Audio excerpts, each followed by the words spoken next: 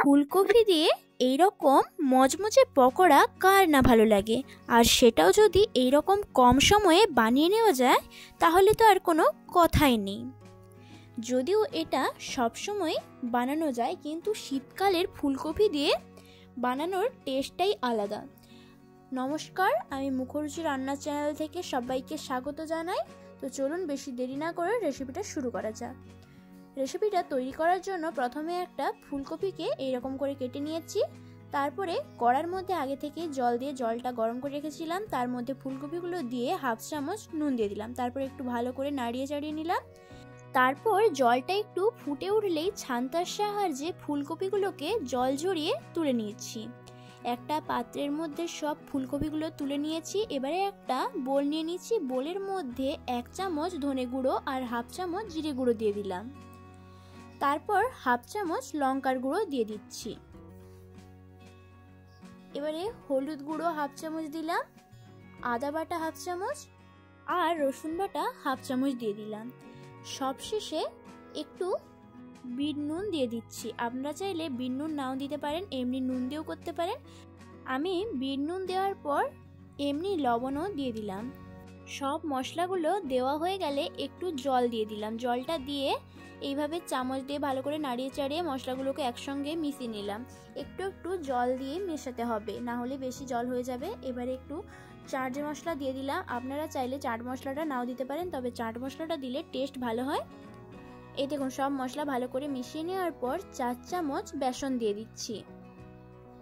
বেসনটা খুব বেশি দেওয়া যাবে না।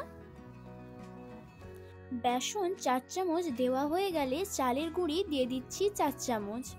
যতটা বেসন নিতে হবে ততটাই চালের গুঁড়ি নিতে হবে। এই দেখুন, চালের গুঁড়িটাও নিয়ে নিয়েছি। এবারে ওই মশলাগুলোর সঙ্গে ভালো করে মিশিয়ে নিচ্ছি। মেশাতে মেশাতে একটু জল দিয়ে দিচ্ছি। অল্প অল্প করে জল দিতে হবে, বেশি জল দিলে পাতলা হয়ে যেতে পারে। এই দেখুন, এরকম করে করে নিয়েছি। খুব বেশি পাতলাও নয়, আবার খুব বেশি মোটাও নয়। ব্যাটারটা তৈরি হয়েছে নাকি বোঝার জন্য এরকম একটা আঙুল ডুবিয়ে দেখবেন। যদি আঙুলের মধ্যে এইভাবে লেগে যায় তাহলে জানবেন ব্যাটারটা তৈরি হয়ে গিয়েছে। ব্যাটারটা তৈরি হয়ে গেলে এর মধ্যে হাফ চামচ টমেটো সস দিয়ে দিতে হবে। টমেটো সসটা দিলে খুব সুন্দর টেস্ট হয়। টমেটো সসটা দিয়েও ভালো করে মিশিয়ে নেওয়ার পর যেই ফুলকপিগুলোকে সেদ্ধ করে রেখেছিলাম সেই ফুলকপিগুলোর মধ্যে 3 চামচ কর্নফ্লাওয়ার দিয়ে দিচ্ছি।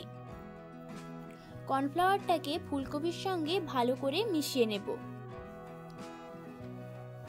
এই দেখুন, কর্নফ্লাওয়ারটাকে ফুলকপির সঙ্গে ভালো করে হাত দিয়ে মিশিয়ে নিতে হবে। ফুলকপির সঙ্গে কর্নফ্লাওয়ারটা ভালো করে মেশানো হয়ে গেলে ব্যাটারের মধ্যে সব ফুলকপিগুলোকে ঢেলে দেব। সব ফুলকপিগুলোকে ব্যাটারটার মধ্যে ঢেলে দিলাম। তারপরে হাত দিয়ে ভালো করে মিশিয়ে নেব। দেখুন, মেশানো হয়ে গিয়েছে। এবারে একটা কড়ার মধ্যে তেল দিয়ে দিলাম। তেলের মধ্যে লাল রং আনার জন্য একটু লঙ্কার গুঁড়ো দিয়ে দিলাম। আপনারা চাইলে এটা দিতেও পারেন, না দিতেও পারেন। এবারে তেলটা গরম হয়ে গেলে একে একে ফুলকপিগুলোকে ছেড়ে দেব। এই দেখুন, সব ফুলকপিগুলোকেই এইভাবে তেলের মধ্যে ছেড়ে দিতে হবে, তবে তেলটা যেন গরম হয়। ফুলকপিগুলো দেওয়া হয়ে গেলে গ্যাসটাকে মিডিয়াম ফ্লেমে করে দিতে হবে, না হলে উপরটা লাল হয়ে চুঁয়ে যাবে আর ভেতরটা কাঁচা থেকে যাবে। এই দেখুন, এইবারে উল্টে নিচ্ছি একে একে করে।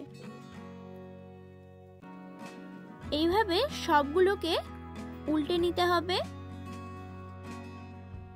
এই দেখুন, সবগুলো উল্টানো হয়ে গিয়েছে। দেখুন কত সুন্দরভাবে ভাজা হয়ে গিয়েছে। এবারে এগুলো ছান্তার সাহায্যে তেল ঝরিয়ে তুলে নিচ্ছি। দেখুন, সবগুলো তুলে নিয়েছি। আপনাদের সুবিধার জন্য আবারও একবার করে দেখিয়ে দিচ্ছি। তেলটা যখন খুব ভালোভাবে গরম হয়ে যাবে তখন একে একে ফুলকপিগুলোকে ছেড়ে দিতে হবে। ফুলকপিগুলো ছাড়ার পর গ্যাসটাকে মিডিয়াম ফ্লেমে করে দিতে হবে। দেখুন, সব ফুলকপিগুলো দিয়ে দিয়েছি। এবারে একে একে সব উল্টে নিচ্ছি। দেখুন ভাজা হয়ে গিয়েছে, এবারে তেল ঝরিয়ে আবারও তুলে নিচ্ছি। কত সহজে ফুলকপির পকোড়ার রেসিপিটি তৈরি হয়ে গেল। এই রেসিপিটি যদি আপনাদের ভালো লেগে থাকে তাহলে লাইক এবং কমেন্ট করবেন, আর এরকম আরও নতুন নতুন রেসিপি পাওয়ার জন্য চ্যানেলটিকে সাবস্ক্রাইব করে রাখবেন। ধন্যবাদ পুরো রেসিপিটা শেষ পর্যন্ত দেখার জন্য।